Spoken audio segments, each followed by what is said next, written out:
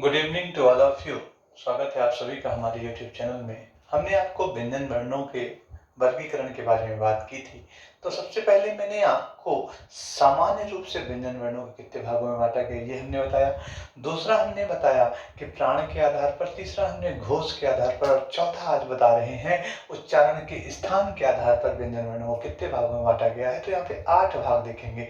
एक तो हमारा गला कैसे काम करता है, दूसरा हमने देखा है तालव्य पे ऊपर तालु वाला हिस्सा जो होता है, उसके बाद आपका मूर्धन हिस्सा, दांत का हिस्सा जो होता है, दांत और ओंठ किसमें काम करते हैं, उसके अलावा वर्च और काकल्य क्या होते हैं, इनके बारे में आज अपन देखेंगे। तो टोटली 8 होते हैं। तो कंठ की बात करते हैं, यानी जब बात होती है कि जिन ध्वनियों, ये तालु मतलब हमारे मुंह के ऊपर वाला जो जबड़ा होता है अंदर साइड से, तालु कहलाता है।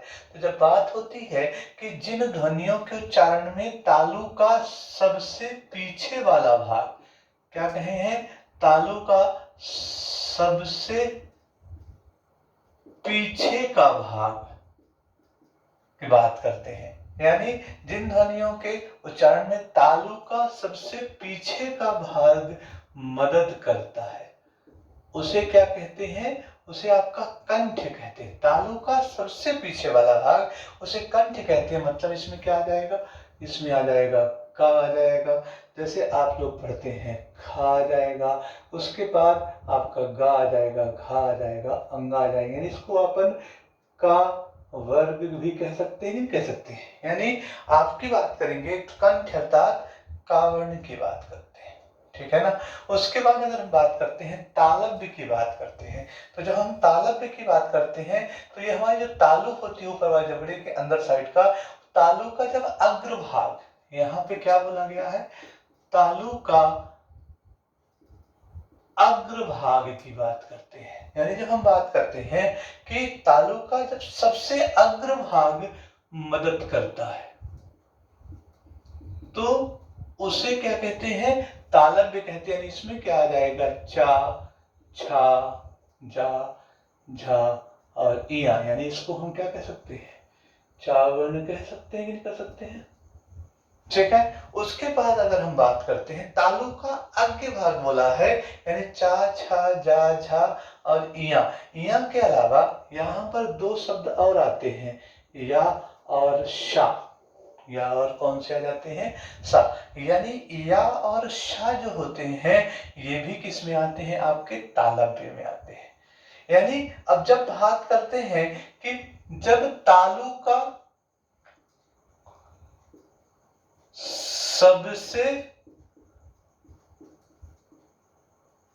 ऊपरी भाग मदद करता है, जिन ध्वनियों के उच्चारण में तालु का सबसे ऊपरी भाग मदद करता है उसे क्या कहते हैं, आपका मूर्धन्य कहते हैं। यानी अगर हम बात करते हैं तो टा वर्ण आ जाएंगे, टा, ठा, डा, ढा और अड़ा, इतना तो लिख दिया आप लोगों ने। उसके बाद आपको यहाँ पर हमने जो बताया था उत्सृत व्यंजन ढ़ा, ड़ा और ढा, ये भी आपने को लिखना है। उसके अलावा अपने को यहाँ पे सा लिखना है और अपने को यहाँ रा लिखना है, ठीक है। इसको भी अपने को ध्यान रखना है। फिर उसके बाद जिन ध्वनियों के उच्चारण में जीभ ऊपर के दांतों को स्पर्श करती है, यहाँ पर किसकी बात कर रहे हैं, जीभ ऊपर के दांतों को स्पर्श करती है।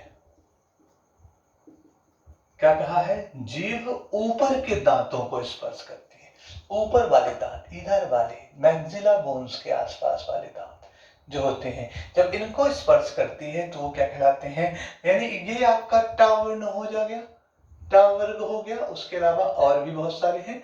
फिर उसके बाद तो कौन कौन से आ जाएंगे इसमें, इसमें आपका आ जाएगा ता, था, दा, धा, ना, इतना हो गया कि नहीं हुआ।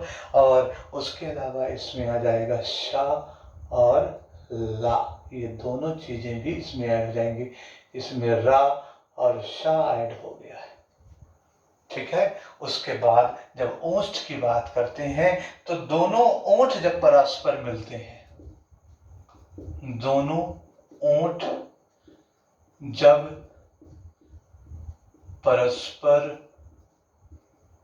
मिलते हैं।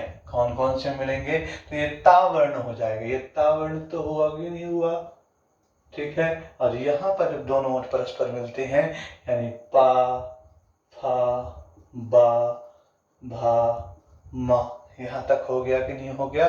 तो पा, फा, बा, भा, मा, यानी ये किस में आ जाएगा आपका? तो ये आपका ओष्ठ में आ जाएगा, ठीक है।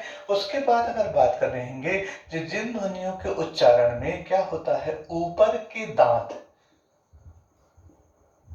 ऊपर के दांत नीचे के होंठों पर आते हैं, ऊपर के दांत कहाँ आते हैं? नीचे के होंठों पर आते हैं, उन्हें क्या कहते हैं? दंतोष्ठ कहते हैं। जैसे आपका आ जाएगा वाह, क्या आ जाएगा? वाह, वाह, चलो वाह, ऊपर के दांत नीचे के वाह, ठीक है। फिर उसके बाद यहाँ पर आएगा वर्ड्स की बात करते हैं, तो जीभ जो होती है, जब कोई भी ध्वनि हम निकालते हैं तो जीभ जो होती है वो मसूड़ों को स्पर्श करती है। जिन ध्वनियों के उच्चारण में जीभ मसूड़ों को स्पर्श करती है, जैसे आपका आ जाता है शा, रा, ला, यानी वर्ष में आ जाएगा आपका सरल, ठीक है। और काकल्य में की बात करेंगे, ठीक है, यानी जब बात करते हैं जिन ध्वनियों के उच्चारण में जो यल होती है, जो वायु होती है, जो हवा होती है, स्वर तंत्रियों से सीधे बाहर निकल जाती है, यानी वायु क्या होती है आपका स्वर तंत्र मुख से सीधे बाहर निकल जाती है, ठीक है। जैसे आपका आ जाता है हा, ठीक है। तो हमने कितने भाग में देखे हैं? उच्चारण स्थान के आधार पर हमने व्यंजन वर्णों को 8 भाग में बांटा है। पहला आपका आ जाता है कंठ, का वर्ण वाले सारे जाते हैं, यानी तालु का सबसे पीछे वाला भाग यहाँ पे लगेगा। उसके बाद तालु का सबसे अगला भाग तो तालब भी आ जाएगा। तो चा वर्ण तो याद करना है, या और शा भी जोड़ देना है। साथ ही साथ मूर्धन्य में तालु का सबसे ऊपरी वाला भाग जो लगता है, जो अपन कड़ी वगैरह खाते हैं जलते हैं तो ऊपर वाला जीभ लगाते हैं, ठीक है। उसके बाद आपका इसमें टा वर्ण तो लिखना ही है, लेकिन आपको संयुक्त में लिखना है, और साथ में शा और रा भी लिख देना है, प्रकंपित भी आ जाएगा। फिर दंत में जीभ ऊपर के दांतों को जब छुएगी तो ता था ता धा ना तो आएगा, साथ में सा और ला भी आएगा। तो साला यहाँ भी आ रहा, वर्ष में आ रहा है, और यहाँ भी आ रहा है, ठीक है। फिर उसके बाद होस्ट में परस्पर ओंठ मिलेंगे तो पावर्ण पूरा पूरा आ जाएगा। दंतोष्ठ में ऊपर के दांत नीचे के होंठों को छुएंगे, ऊपर के दांत जो है नीचे के होंठों को जब छुए तो आपका आ जाएगा कौन सा? दंतोष्ठ आ जाएगा, जैसे हुआ। उसके बाद वर्ष में जीभ जो होती है जब मसूड़ों को छुएगी तो उसको सरल, ठीक है। और काकल्य में वायु सीधे स्वरतंत्र मुखी से बाहर निकल जाए, जैसे हा, ऐसे बोलो हा, तो ऐसा, ठीक है। तो ये आपका आ जाएगा। तो कुल मिला करके हमने आपको व्यंजन वर्ण बताया है। तो व्यंजन वर्णों को हमने 4 भाग में बताया है। कौन सा? सबसे पहले सामान्य रूप, फिर हमने प्राण के आधार पर, दूसरा हमने घोष के आधार पर, तीसरा हमने उच्चारण स्थान के आधार पर बताया है। तो ये आपका एक पोर्शन जो होता है, आपका वर्ण वाला पोर्शन खत्म होता है। अब इसमें कुछ महत्वपूर्ण तथ्य होते हैं, उसको हम अगली क्लास में आपको कंप्लीट कर देंगे, ठीक है।